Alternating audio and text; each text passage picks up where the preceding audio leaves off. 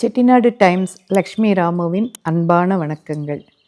உங்கள் எல்லாரையும் எங்கள் வீட்டுக்கு வரவேற்கிறதுல ரொம்ப மகிழ்ச்சியாக இருக்குது, பெருமையாகவும் இருக்குது.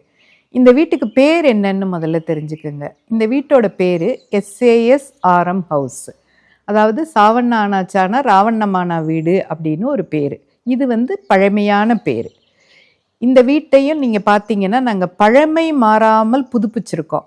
அதனால இந்த பேரையும் கொஞ்சம் புதுமையாக வச்சுக்கலாம் அப்படின்னு சொல்லிட்டு, ஏன்னா இங்கே நிறைய சினிமாக்காரங்க ஷூட்டிங் வராங்க, நார்த் இண்டியன்ஸ் வராங்க, ஃபாரினர்ஸ் வராங்க.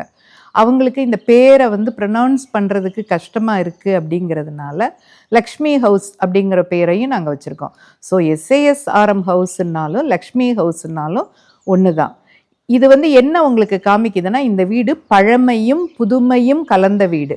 புதுமைனா நாங்கள் வீட்டை இடித்து மாற்றலை, பழமை மாறாமல் இந்த வீட்டை கட்டி காப்பாற்றிக்கிட்டு வர்றோம். சரி, இந்த வீட்டை நம்ம பார்க்க வரலாமா? உள்ள வாங்க. எல்லா நகரத்தார் வீடுகளுமே ஒரே மாதிரி தான் இருக்கும். அதாவது நம்ம கதவை திறந்த உடனே வர்றதுக்கு பேர் முகப்பு. நாங்கள் எல்லாருமே முகப்பு அப்படின்னு சொல்லுவோம். காலப்போக்கில் அந்த வார்த்தை மருவி மோப்பு அப்படின்னு சொல்கிறோம். ஆனால் கரெக்டான தமிழ் வார்த்தை எதுன்னு பார்த்தீங்கன்னா முகப்பு. இந்த முகப்புங்கிற வார்த்தையை தான் இப்போ நம்ம மற்ற இனத்து பெண்கள்லாம் இந்த செயினில் பார்த்தீங்கன்னா இங்கே முகப்பு வச்சு போட்டுக்கிறோம் அப்படின்னு சொல்லுவாங்க. அந்த முகப்புங்கிறது இட் கிவ்ஸ் ஒரு ரிச்னஸ் கொடுக்குது அந்த செயினுக்கு, அவங்களோட லுக்குக்கு.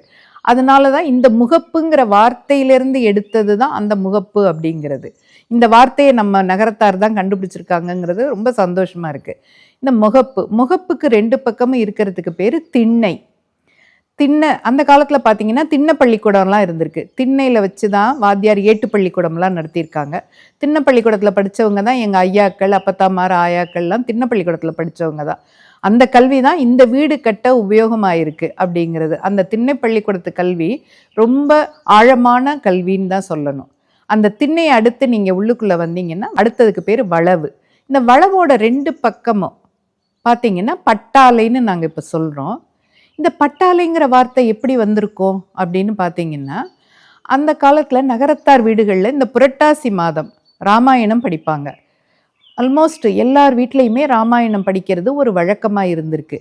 இந்த ராமாயணம் புரட்டாசி மாதம் முழுவதும் படித்து இந்த கடைசி சனிக்கிழமை அன்னைக்கு பட்டாபிஷேகம் செய்வாங்க.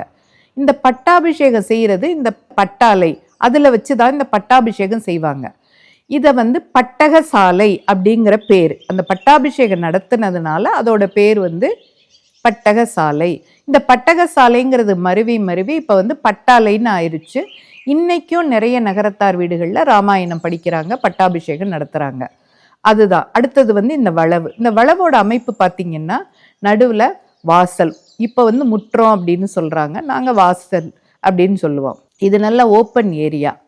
இது நான் எப்போவுமே இந்த ஃபாரினர்ஸ்கிட்ட எல்லாம் சொல்லுவேன், we are proud to live with nature அப்படின்னு சொல்லுவேன். நம்ம நேச்சரோட வாழ்கிறவங்க தான் இந்த நகரத்தார். எப்படின்னு பார்த்தீங்கன்னா, சன்லைட், எப்போவுமே சன்லைட்டு வீட்டுக்குள்ளே விழுகும். இப்போவெல்லாம் இந்த சன்லைட்டுக்காக வாக்கிங் போகிறாங்க. இப்போ நம்ம இந்த வீட்டுக்குள்ளே நடந்தாலே சன்லைட், விட்டமின் D நமக்கு ரொம்ப நிறைய கிடைக்கும் இந்த சன்லைட்டு.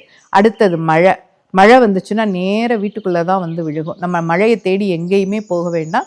மழை தண்ணி பிடிக்கிற அமைப்பெல்லாம் இருக்குது, அதை நான் பின்னாடி உங்களுக்கு சொல்கிறேன்.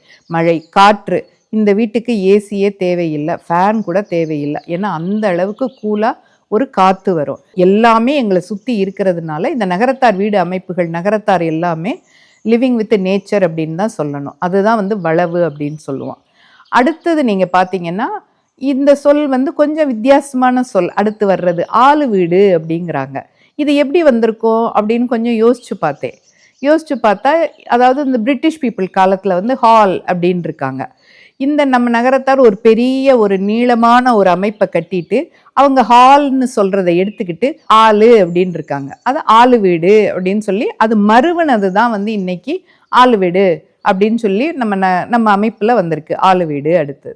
அடுத்தது பார்த்தீங்கன்னா போஜன ஹால். இது சுத்தமான ஒரு சான்ஸ்கிரிட் கலந்த தமிழ் வார்த்தை. போஜனம் அப்படின்னா சாப்பாடு, நம்ம சாப்பாட்டுக்கட்டு அப்படின்னு சொல்கிறோம். அதை போஜன ஹால் அப்படின்னு சொல்கிறது. அடுத்தது இந்த போஜன ஹால் அப்படிங்கிறது நம்ம, ஏன்னா இப்போவும் பார்த்தீங்கன்னா திருமணங்கள் வீட்டுக்குள்ளே தான் நடக்கும். நம்ம கல்யாண மண்டபத்தை தேடி அலைய வேண்டிய கட்டாயம் கிடையாது. வீட்டுக்குள்ளேயே இந்த வளவில் தான் கல்யாணம் நடக்கும். இப்போ வளவில் கல்யாணம் நடக்கும். அந்த ஆள் வீட்டுக்குள்ள லேடிஸ் உட்காந்துருப்பாங்க, மோப்பில் வந்து ஜென்ட்ஸ் உட்காந்துருப்பாங்க. போஜன ஹாலில் சாப்பாடு நடக்கும். அடுத்தது எங்களுடைய கிச்சன் ஏரியா, சாப்பாட்டுக்கட்டு. இந்த சாப்பாட்டுக்கட்டில் அந்த காலத்தில் வந்து பொதுவான சமையலறைகள் தான் இருந்திருக்கு. விறகடுப்பு வச்சு தான் சமைச்சிருக்காங்க. இப்போவும் நம்ம வீட்டில் விறகடுப்பு வச்சு சமைக்கிற சமையல் கட்டுகள் இருக்குது, பார்த்துருக்கலாம். அந்த விறகு வைக்கிறதுக்கான கட்டு தான் அடுத்த கட்டு. விறகு அப்போ அந்த காலத்தில் சேமித்து வச்சுருக்காங்க. மேலேயும் பரண் இருக்கும், அதுலேயும் சேமித்து வைப்பாங்க. ரொம்ப ப்ளசன்ட் சர்ப்ரைஸ் இந்த சாப்பாட்டுக்கட்டில் என்னன்னா, மழைநீர் சேகரிப்பு திட்டம் அப்படிங்கிறது அந்த காலத்தில் இருந்தே எல்லா நகரத்தார் வீடுகள்லையும் இருந்திருக்கு. மழை தண்ணீர் வந்து வடிகிற மாதிரி ஒரு அமைப்பு இருக்கும். அந்த தண்ணி வடிகிறத பெரிய பெரிய வங்காள அண்டா, அந்த காலத்தில் நம்ம வங்காள அண்டான்னு சொல்லுவோம், அதாவது காப்பர் அண்டாவில் வடிகட்டி அந்த தண்ணி அந்த இடத்துல வச்சு வடிகட்டி குடிக்கிறதுக்கும் சமைக்கிறதுக்கும் பயன்படுத்தியிருக்காங்க. அது வந்து பியூரஸ்ட் ஃபார்ம் ஆஃப் வாட்டர் தான் இந்த ரெயின் வாட்டர் அப்படிங்கிறது. அந்த தண்ணியை தான் இப்போ வந்து நாங்களும் இன்றைக்கும் நான் வந்து அந்த காப்பர் அண்டாவில் வடிகட்டுற தண்ணியை தான் குடிக்க சமைக்க பயன்படுத்திக்கிட்டு இருக்கேன். சமைக்கிறதும் அவ்வளோ நல்லா இருக்கும், குடிக்கிறதுக்கும் அவ்வளோ நல்லா இருக்கும். We need not use any mineral water. அந்த மினரல் வாட்டரில் உள்ள கெமிக்கல்ஸோ எதுவுமோ இல்லாமல் சுத்தமான மழை தண்ணீர். Because it is the God's gift directly to us அப்படின்னு தான் நான் நினைப்பேன். மழை தண்ணின்னாலே காட்ஸ் கிஃப்ட் தான். நம்ம கடவுள் நமக்கு எதையுமே எந்த பொருளையும் நேரடியாக கொடுக்க மாட்டார், ஆனால் இந்த மழை நீரை நமக்கு நேரடியாக கொடுக்குறாரு.